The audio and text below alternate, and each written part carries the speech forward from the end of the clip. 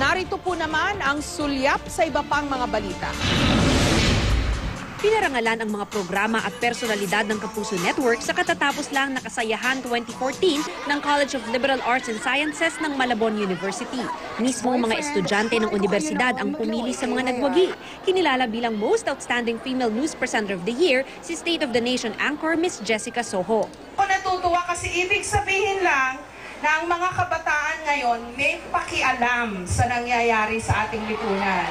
Most Outstanding Male News Presenter of the Year naman si Mike Enriquez at hiniram bilang Best Female Field Reporter of the Year si Cara David. Itinanghal rin bilang Best Feature News Program ang Kapuso Mo Jessica Soho, Best TV News Program ang 24 Oras. Best Morning Show ang Unang Hirit, Best Advocacy TV Program ang Wish Ko Lang, Best TV Documentary Program ang Eyewitness at Best Investigative Program naman ang Investigador. Kinilala rin si Marian Rivera bilang Most Popular TV Personality of the Year at itinanghal naman ang Kapuso Network bilang Outstanding TV Network of the Year. Binigyan parangal din si Jessica Soho sa 8th Annual School Press Advisors Movement Conference sa Baguio City. Nakamit ni Jessica Soho ang Award of Excellence in the Field of Broadcasting, habang si Cara David naman ang pinarangalan bilang Best in Documentary Reportage. Nagwagi naman sa 2014 Gawad Agong para sa pamamahayag ang dokumentaryo ni Jay Taruk para sa Eyewitness na Tarima. Tungkol ito sa mga katutubo ng Mindanao.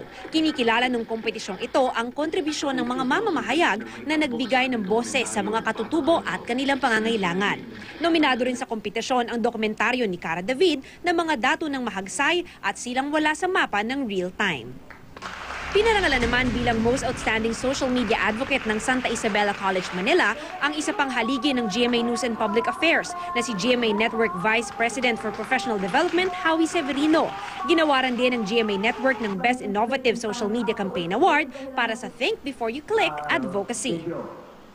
Ako ay nasisiyahan dahil pinaghirapan natin yung kampanyang ito, yung advocacy para sa safe and responsible use of social media. And this is for everyone who uses the internet in a friendly way, in a positive way.